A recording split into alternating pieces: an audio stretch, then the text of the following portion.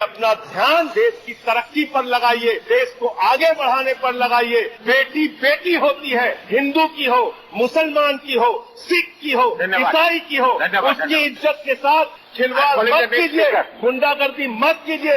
आप तय करने वाले कोई नहीं होते। कौन क्या पहनेगा, कौन क्या खाएगा, कौन क्या कैसे रहेगा।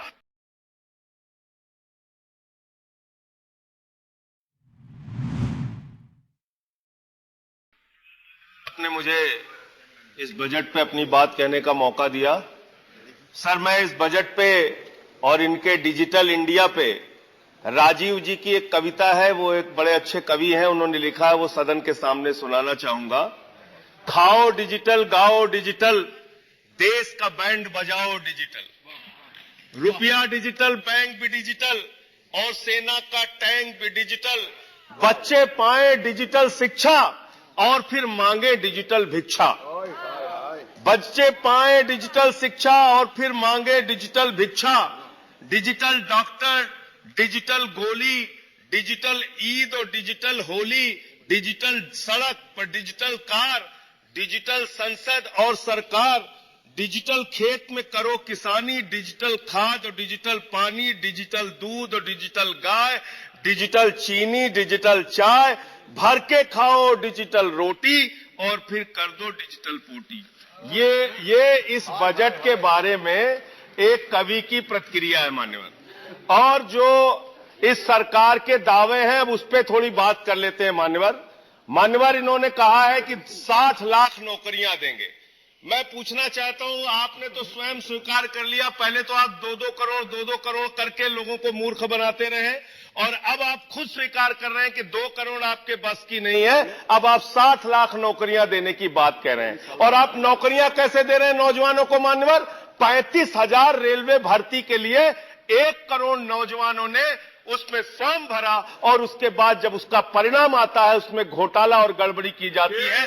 जब वो नौजवान सड़क पर नौकरी मांगने के लिए निकलते हैं, उनको लाठियों से पिटवाया जाता है प्रयागराज में, उनको पटना में लाठियों से पिटवाया जाता है। घर में घुस के लाठियों से पीट पीट के आप नौकरी दे रहे हैं, आंसू गैस के गोले छोड़ छोड़ के आप नौकरी दे रहे हैं। आप कर्मचारियों की बात इस बजट में कर लीजिए मान्यवर। जब कर्मचारियों की चर्चा होती है, पूरे देश के कर्मचारियों की एक ही मांग है, पुरानी पेंशन की बहाली की जाए, पुरानी पेंशन की बहाली की जाए। 40 दिन कोई सांसद और विधायक रह लेता है, पूरे जीवन भर उसको पेंशन मिलती है। 40 साल कोई कर्मचारी नौकरी करता है, उसकी पेंशन आपने खत्म कर दी। पेंशन तो छोड़िए, टैक्स के राहत की उम्मीद थी कर्मचारियों को, आपने इस बजट में वो भी नहीं दिया।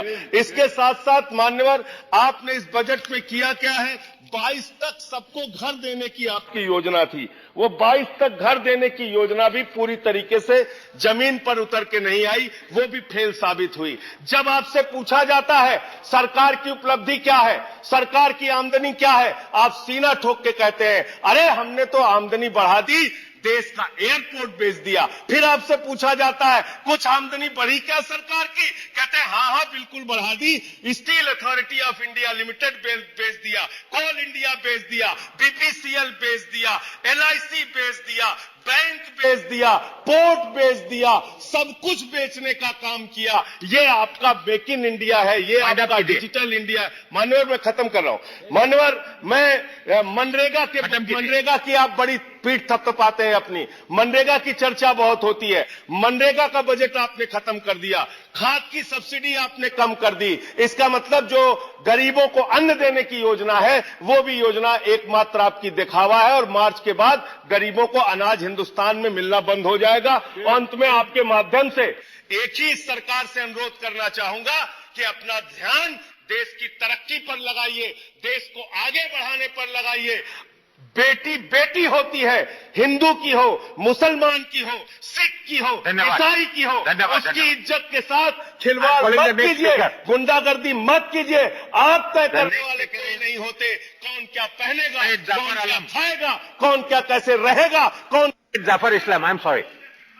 मुफ्ती अरबियन ड्रेस, इस्लामिक फैशन, अरबी दिक़लात, मकतब के बच्चों के लिए एक नायाब तोहफ़ा, रमज़ान, ईद और दीगर तकरीबात के लिए उम्दा क्वालिटी के दिलकश खूबसूरत अरबी ड्रेसेस इंडिया में कहीं भी हासिल करने के लिए अभी कॉल करें। Mufti arabian dress, Ibrahimpura, Bhopal, India. इस वीडियो के लिए तावन किया है Al-Khadam tours and travels India. Sunshine herbal मायूस शादीशुदा मर्दों के लिए असरदार दवा, अभी कॉल करें। तकमीली तेल बीना मालीगांव, GS हर्बल यूनानी अकोला, चूको स्टार औरंगाबाद। मजीद तफसीलात के लिए अभी कॉल करें।